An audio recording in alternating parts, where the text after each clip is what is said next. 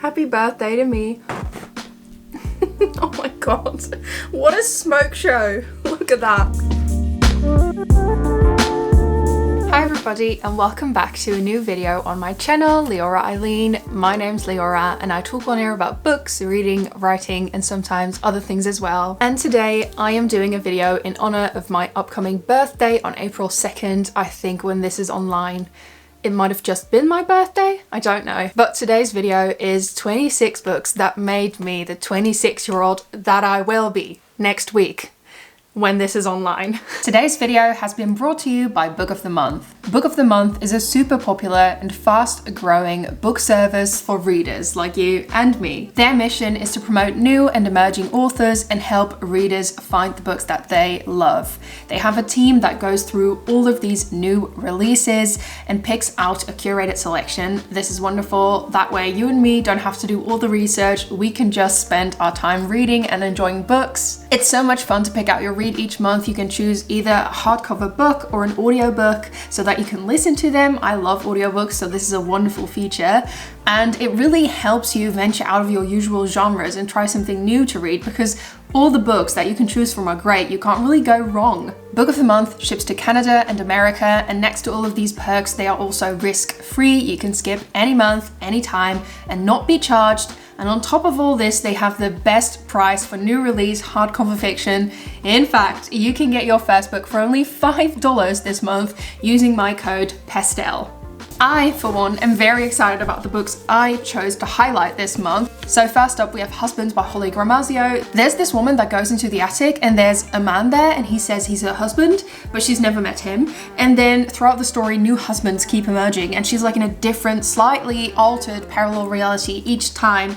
And it's all about the choices we make in life, and it sounds absolutely crazy, but really good. And the second book I picked is an add-on. They always have a backlist of books and some add-ons you can choose from as well. I loved A Good Girl's Guide to Murder, so I was very excited for Holly Jackson's next book as well, which is the reappearance of Rachel Price. We follow a young girl whose mother has gone missing when she was just a baby, and this documentary crew is coming back in to make a film about the whole thing, but then her mother, who's been gone for so many years, suddenly reappears. So it's not a disappearance, but a reappearance. So if this sounds good to you, which it probably does because Book of the Month is a wonderful service, don't forget to head on over to bookofthemonth.com, use my code PASTEL to get your first book for only $5. Thank you so much to Book of the Month for enabling me to keep creating content on here. And yeah, let's get back to Leora of the video. I've always wanted to do a video like this. I toyed with the idea when I turned 21 and then again when I turned 25 because those both feel like much more pivotal ages than 26. 26 is like smack dab in the middle of the nowhere land. Also at the same time, it's like a really serious age, you know? It's like, God, I'm not in my young, like early 20s era. I am in my late 20s. Don't look at me. Actually though, there's nothing wrong with aging and I'm very, very happy to be 26 years old next week. I also love attention, so I love birthdays, so that's always great for me. But what truly sparked this video, which is what I wanted to tell you guys, but then I got distracted. Katerina Ream, whose channel I've recently discovered. She's an amazing booktuber. I love her videos. It's got like such an air of authenticity and originality and I love it. So good. And she made a video called 27 Books Who Made Me Who I Am at 27 years old. So I thought about this video before, but I really love the way Katerina handled it. And she also got herself a birthday cake. So of course I did that as well. And then she stuck a candle in the cake after each book. And I just thought that was brilliant. And I'm very excited to talk about the books that shaped me into the Leora that I am today. I really had to go like down the rabbit hole of my childhood and think about like what kind of books was I obsessed with at age 12? What dominated my world when I was just 7 years old and my dad read me books before I went to bed? Like what shaped me? The very first book on my list is the first book I actively remember being read, and that is Nobody's Boy by Hector Malot. This is originally a French book. It's called Sans Famille, without family in French, but of course it was read to me in Dutch because I'm Dutch. I was born in the Netherlands, and in Dutch the book is called Alleen op de wereld, which translates to Alone in the World, which is just, it's so sad, and it is truly a sad book. And as a child, I just lay in bed at night after my dad would have read this to me and I thought about this book because it had the biggest impact on me. And I still think about it. I still think about this book. So my father had this really, really big old vintagey edition of this book with these beautiful illustrations in it as well. And it was this really, really big, like I think at least this big. It was a really big book. And well, this is of course the cover, not the spine. That would be wild. This is the cover. The cover was really big. My dad would haul this big book onto the bed and he would read it to me and would like, you know, sit there together all cozy. And it's a really good childhood memory. I also remember him reading it to me and my sister later on. And the story basically follows Remy, who is an orphan and he's really, really struggling. And at some point he like gets fostered by this family of performers and he has a little dog. And he's alone. He's alone in this world, that's the point. And he is also on the streets at some point. And I think I'm really trying to get this from my childhood memories from when I was like 5 to 6 years old. So this is, bear with me. He's homeless at some point and he gets sort of taken in by this network of homeless children. And he's abused in that as well when he's a beggar on the street. And he also works in the mines at some point, which there's this scene. I'm sorry if this is considered a spoiler, but this book is so old. So I'm not sure if you can consider that still a spoiler today, but there's this scene where the mine collapses. I'm pretty sure it was in Nobody's Boy. But that impacted me so much as a child. Like I would lay in my bed and think about like, oh my God, what will I do if a mine ever collapses? Like I was ever going to be in a mine. But like to me, in my child's brain, this was a really pressing issue I had to think about. And I also just adored the whole traveling performer part. Like he would do like tricks with this dog, you know. It also showed me that family is one of the most important things, that it's always good to be grateful for everything you have because you never know when it's going to change. And I remember that being one of the biggest lessons of like my father reading this to me. So it was a very special book to me. I've not read it since as an adult. I mean, that was noticeable because I barely have a grasp of what it is about, really. But I am curious to see if I were to read it as an adult, would I like it just as much or not at all? This is our first book, so let's stick a little candle in the cake. She's so lonely up there, but that's about to change because we are going to talk about my second book, which I read when I was about 8 to maybe 9 years old. And this book made a huge impact on me. The thing I remember most is its bright, hypnotic, holographic kind of cover, and I just thought that cover was the coolest thing ever. I remember sneaking this book with me to bed when I was supposed to be sleeping and reading it late until the night. Well, probably like 10 p.m. or something. The book I'm talking about is Molly Moon's incredible book of hypnotism by Georgia Byng. This book taught me one very valuable lesson, and that is be careful what you wish for. So in this book, we follow orphan Molly Moon. There's a lot of orphan books in this, and she's in this orphanage. She has some friends in the orphanage, but it's a really hard life. It's a difficult existence. Molly Moon finds this book that's all about hypnotism. And with this book, she teaches herself to be able to hypnotize people. And she starts getting her way. Always. And at first this is a lot of fun. Like I remember this very scene very distinctly where she hypnotizes the cook in the orphanage so that she doesn't have to do the washing up. And that's just the most 8-year-old thing I've ever heard. Like any 8-year-old, if you tell them they're able to hypnotize people, they'll just try and get out of their chores. It's so funny to me. And I remember later on she also hypnotizes a bunch of people to become famous. And I think as a child it was also one of the first books that made me realize I love reading. Look at that, 2 candles. The next book on our list took some research to find because I remembered reading a book as a kid where you sort of travel inside the human body. And I knew it was probably not originally Dutch, but I couldn't remember for the life of me what the title was. It is a book from the Horrible Histories, but specifically the Horrible Science series, which in Dutch was called Waanzinnig om te weten. If you've ever read these as a Dutch child, please let me know. I would love to hear. And basically that Waanzinnig om te weten translates to like incredible to know. So it was all these books with like facts about the world, but specifically for children. You could learn anything with these books. I remember there being one on the Egyptians, on the ancient Romans, and the one I specifically remembered is Disgusting Digestion by Nick Arnold. In Dutch, it was called Spetterende Spijsvertering, which is maybe even worse than Disgusting Digestion because it's such a gross title. And in this book, you travel through the human body to the stomach and the gut, and you learn all about digestion. And I just remember learning about the cells in my body. It was really bad, but I enjoyed it. I included it on this list mainly because I thought it was hilarious. I was just the most nosy, curious child you've ever seen. I wanted to know and needed to know absolutely everything. And I was interested by such a range of things, and I think reading non-fiction catered towards children really helped me learn anything I wanted to know, and I just think that's so wonderful for a child to be able to do that, even though if it's through books that are as gross as this one. I promise, by the way, not all of these are going to be children's books, but I kind of enjoyed doing it chronologically. So the next book on the list, I think I read it around 10 years old. It's the Griezelbus from Paul van Loon, and I think that would translate to the horror bus or something like that. This is basically a series where children hop onto this bus and they get told really, really scary stories. This, I think, really awoke my need for horror and like scary stories, because I really enjoyed this, and I think I do remember having nightmares about it, by the way. I remember getting up in the middle of the night going to my mum like, I'm afraid the horror bus is gonna get me. And from here on out I started to read more and more horror stories and also thrillers and scary things, and one of my favorites was the Cuckoo Cluck of Doom by R.L. Stine. I loved R.L. Stine. I know that R.L. Stine is sometimes coined like the Stephen King for children, and I think that's very accurate because I do enjoy Stephen King as an adult, and I was obsessed with R.L. Stine as a child. These books are also the epitome of 90s books. Just look at those covers, they're so ugly. So our main character is a kid, and his parents inherit this clock from his grandfather. One day there's this gigantic clock in their house, and he quickly discovers that this clock has special abilities, and he starts traveling back in time. And I am a massive time travel girly. I think time travel is one of the most fascinating things in fiction, and I think this is where it all started. So first he just goes back a day, but then he notices that he's only going back, so he can never go back to the present, and he keeps going back and back and back, and at some point he's like a 13-year-old trapped in the baby's body, and it was so scary to me. So that really impacted me, but it was also a story I really enjoyed because it was very imaginative, and it just felt like something so wild and I could have never thought of before. Definitely one I enjoyed. The next book on my list was so difficult to find and actually remember what book it was. And the only thing I remembered is that the main character could look into people's eyes and see the date they died.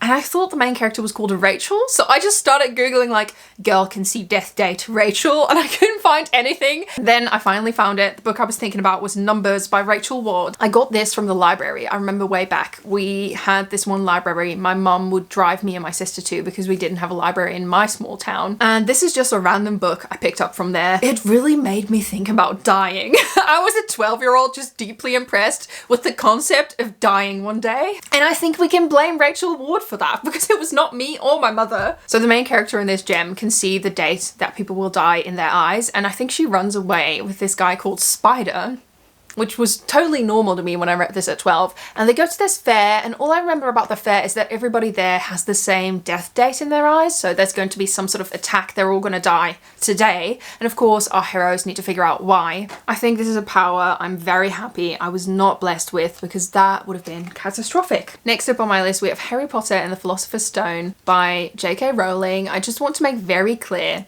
I do not agree with this author on anything. I think trans women are women, and I think it would go a long way if we were all a bit more open-minded and loving and empathetic towards each other. So I just want to put that out there. I do not agree with J.K. Rowling on anything, and if you want to fight me about that, then I don't care.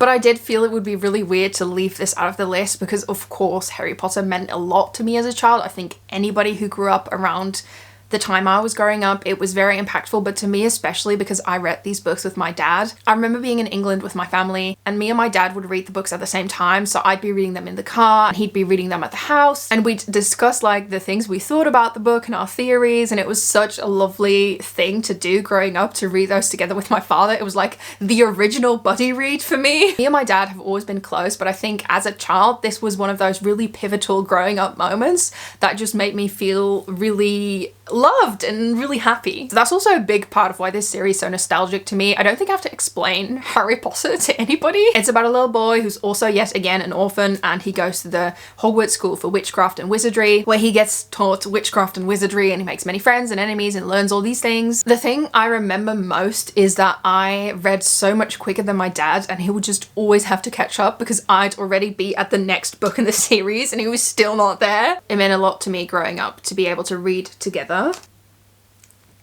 The next book on my list, I'm very excited to talk about this because this is where I got into puberty and I started reading puberty books. The first book I want to talk about is Hoe Overleef mezelf by Francine Oomen, which I think I would translate to How Do I Survive Myself, which is a very fitting question for any 15-year-old out there. I've recently reread this book as an adult and I had the best time. We follow Rosa, who's really just discovering herself, and like she dyes her hair purple, gets a piercing, she's rebelling against her parents, figuring out what her place is in the world, who she wants to be, and these are all themes that are really important to a child that age and to somebody who's figuring that out. I think Rosa's a bit older than I was when I read it, and I think that really impacted me, and that really impacted how I saw myself and how I wanted to be in the world. So that's another candle for How Do I Survive Myself. Another big part of this series is that she communicates a lot with her friends through texts and emails, and I think that is such a fun part of these books as well. And it really validated me because at this age I started to have like online friends, internet friends, and I remember that not being a very accepted thing at the time. Like my parents and peers would be like, that's weird and fake. And I think this book really validated for me that can still be something really beautiful and valuable and a lovely friendship. Then we're finally getting into the YA territory. The first book I read as a tween of I think like 16 years old, City of Bones by Cassandra Clare, the Mortal Instruments series. I think we've all heard about it. This series really awoke my love for reading again as a tween because there was of course a period between where I didn't read as much, and this series showed me that I love fantasy and I love reading. We follow Clare, and Clare discovers that she's a shadow hunter and she can see monsters, and then she gets taken into this world of monster hunters and a magical hiding place and this hot guy that she's low-key in love with, and you know, great stuff. There was also a movie which was okay, and then there was a TV show which was really bad. I am very excited about this next book on the list because the next book I wanted to talk about is the Ruby Red trilogy by Kerstin Gier. This is where my time travel obsession kicked back into full gear again because this is a romance historical series that is all about time travel. We follow Gwendolyn, and Gwendolyn comes from this very special family. Her family can time travel, but there's a time travel gene and it doesn't hit everybody. Her niece Charlotte is going to be the big time traveler. She's been trained for this all her life. She knows all about historical periods.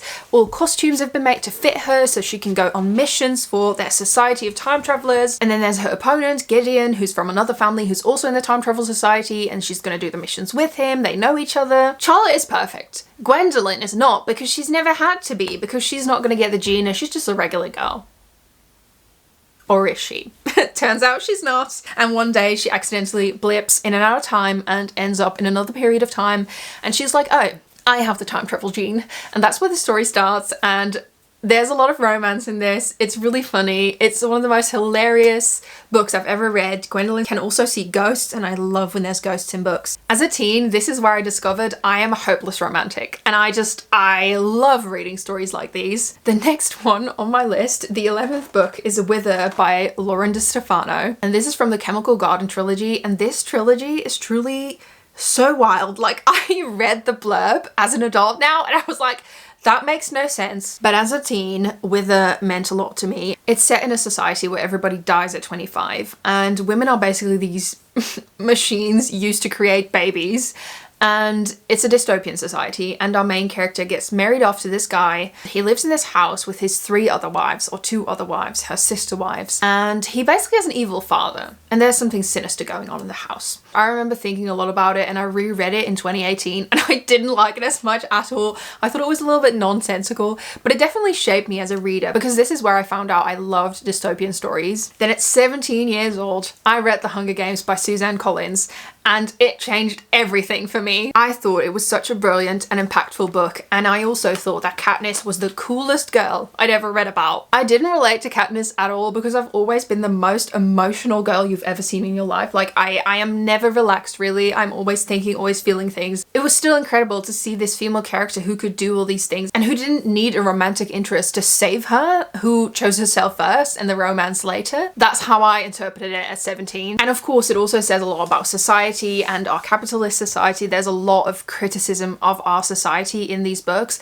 and I think at that age I just thought that was so well done. I still think, by the way, that The Hunger Games is a brilliant series. I think it's genuinely really good. We follow Katniss Everdeen, who lives in this dystopian world, and she basically has to fight a battle royale to the death, and this is being aired on TV each year, The Hunger Games. And it's of course a big criticism towards how there's only the few rich at the top who get everything and the rest of us are suffering. And then at 18 years old, I went back into my fantasy girly era and I started reading The Dragon Keeper by Robin Hobb. I think this was one of my first big adult fantasy series I read, and I think that's also why it shaped me so much, because it made me realize I still loved fantasy and whimsy and I wanted to read more and more of it. It's a group of different people who are escorting the dragons to their new home, their new place to live. I remember this. And they discover a few really weird and magical places along the way. There's a lot of character development and a lot of intertwining storylines that I remember, and Robin Hobb does that so well. I started my YouTube at 15, by the way, but now we get into the era where I started to talk about books on YouTube specifically, which I did in Dutch at this age. But when I was 19, I read We Were Liars by E. Lockhart.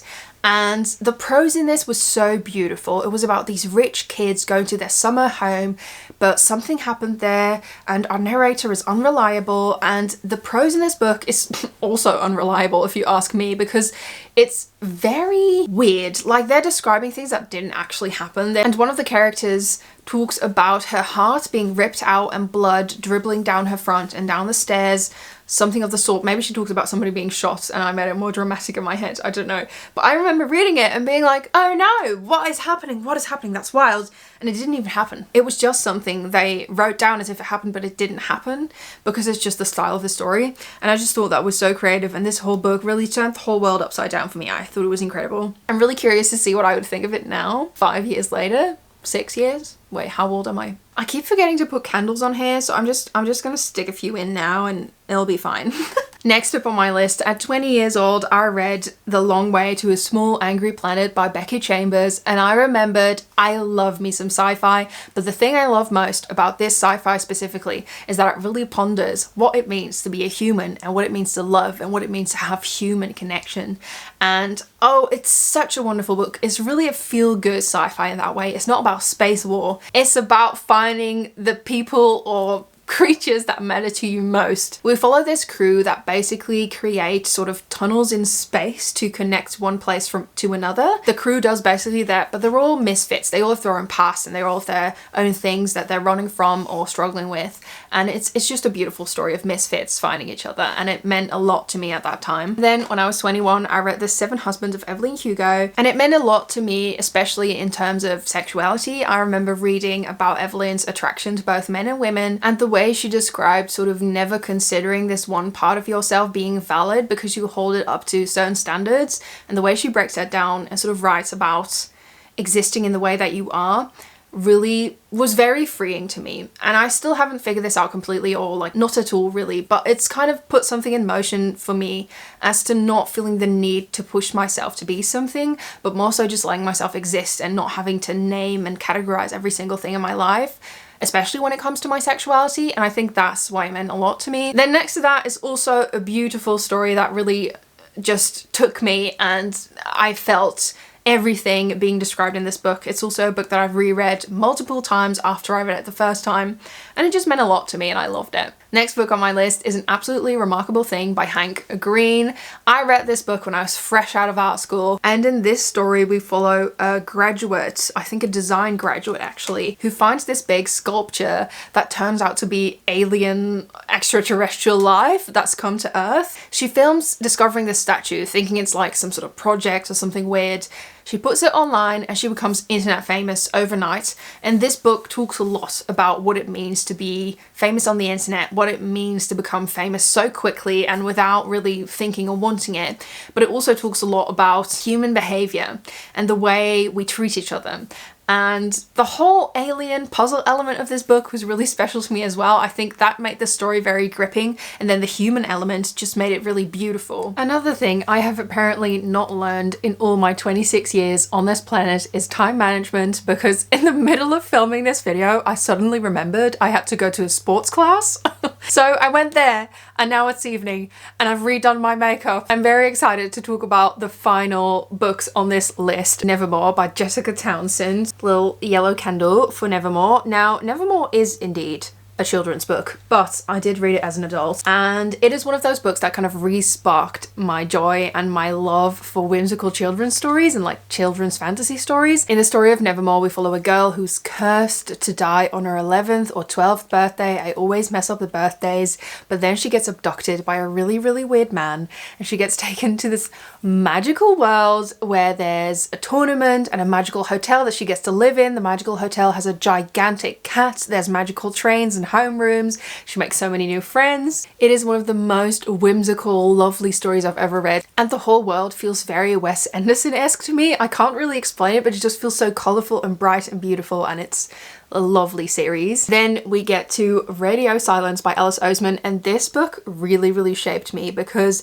I was struggling just after graduation. I wasn't really sure what I was doing, and I was kind of worried about my future and my company, and to be fair with you all, I still am. But I have anxiety, so I'm always worried, but at the same time, it can be scary to work for yourself. And I applied for a lot of jobs in the design world and the film industry as well. So I studied film at art school, and I didn't even get interviews for a lot of those jobs, and when I did get interviews, it didn't always work out, and then one time it almost worked out, and I was kind of starting to think that, I don't know, I was just worried. And then my own things that I was doing for myself just for fun, like YouTube and illustrating, you know, started growing more, and my web shop actually became something I could rely on to live off of. And even though that's still scary, everything fell into place for me. And I think Radio Silence definitely sort of supported me in those moments where I doubted myself, because this is really a book that is about feeling the pressure of everything that you have to do, the pressure of your responsibilities, and being worried whilst you're growing up and coming of age about your future and what your future holds, and feeling all that pressure and like everything you have to do and figure out, because the main character in this is really very studious and is like on top of everything. The book centers around Frances, and she's very much into academia, and she becomes friends with this boy that has this sort of science fiction drama podcast, and he does it in secret, and they form this really beautiful friendship. And this is really a book that is about forming other paths from what you had expected, and following your dreams and like your love for art and figuring things out. And it just really supported me, and it felt like a parallel to my life, even though I was a bit older than the main characters because I was not in high school, but I just graduated college. A story I hold very near and dear to my heart, also the first Alice Oseman book I ever read. So at 22, this book still made a huge impact on me. The next candle on my cake is for My Lady Jane, and that book was written by Brodie Ashton, Jodie Meadows, and Cynthia Hand. None of these candles look very stable, and I'm like really worried about when I'm gonna light them. Like, I might light the room on fire. I'm a fire hazard, alright? And it's not looking good. My Lady Jane is such a silly book. It's kind of very nonsensical, but I still really wanted to add it to this list because it is a book I loved, and it really gave me a break from worrying at my life and everything I have to think about. This is set in a world where certain people can turn into animals, but not everybody. So there's like a sort of divide, and that's a big part of the fantasy theme, but it's like sort of on the background. This is like something you need to know. It's context. It's a historical retelling put into a fantasy world, basically. Lady Jane Grey is about to be married off to a stranger, and she's also in some conspiracy to rob her cousin, King Edward, from the throne. She didn't really mean to be in that conspiracy, but it just sort of happened. And her fiance that she's about to be married off to is one of these magical people, and he turns into a horse like at intervals, and he doesn't mean to turn into a horse, but it keeps happening to him. It's the most funny thing about this book. There's different people in this that have these abilities, and it's just, next to it being a historical retelling, it's extremely silly, it's laugh out loud funny, and it made me so happy when reading it at the time. My next candle is for a little bit of an obscure book. Like, I don't hear anybody ever talk about it. But this candle is for Mary Ventura in the Ninth Kingdom by Sylvia Plath. Now, this was a short story that Sylvia Plath wrote when she was 20, and it's actually a very dark story. I've read some reviews and they describe it as like a piece of juvenilia. It's something she wrote when she was 20. It was rejected by several magazines, and it never got to see the light of day until after Sylvia Plath had died. I think the story is so intriguing because it's like one of her earlier works. It reads very mysterious, and it's very sort of magical realism-esque, even though it's not really. The main character in this story gets put on a train by her parents, and as she moves through the train, she discovers that the train is sort of leading to a horrible place. A lot of people interpret it as a suicide allegory, so big trigger warning, it's a heavy subject. The main character is put on this train, and the train goes to a horrible place, and the main character wants to get off the train, take her face into her own hands. So it's kind of awful in that way, but the way I always read it was a very different interpretation, where I just thought the prose was so sort of hazy and beautiful in a way, and the story felt so detached from reality. But back when I read it, it meant a lot to me because I just thought it was such a creative way of writing, and it also showed that your earlier stories and early works can be not complete or not what they should have been, and they can still be really valuable in their own way. And as a writer, I think that really inspires me. But I still think this is a really interesting piece of writing within her whole work. Know My Name by Chanel Miller. When I read this book, I wasn't really sure what I was getting myself into, but it's basically the story of Chanel Miller, who was raped at Stanford at a party, and it's all about how that rape changed her, how we view women and men, how we treat them differently, about rape culture within our society, why feminism is still so important. We also follow Chanel very intimately after this happened to her, and we see her life and how it's forever changed. We see her love of art, her love for her family, how this horrible thing that happened to her creeps into every single thing in her life. We read about the court, we read about her taking this to court, how it's all going. It's an awful book. I had to cry like 7 different times. I think it was so well written as well. You can feel she is a brilliant author. You can feel her love for art and her family and theatre, and how her life and the lives of those around her were forever changed. And it's just so deeply relatable in a horrible way, because every woman I know has been harassed in one way or another. It's oddly comforting, and also not comforting at all to read about it, because you feel seen, but you're also just deeply sad that this is the way it is.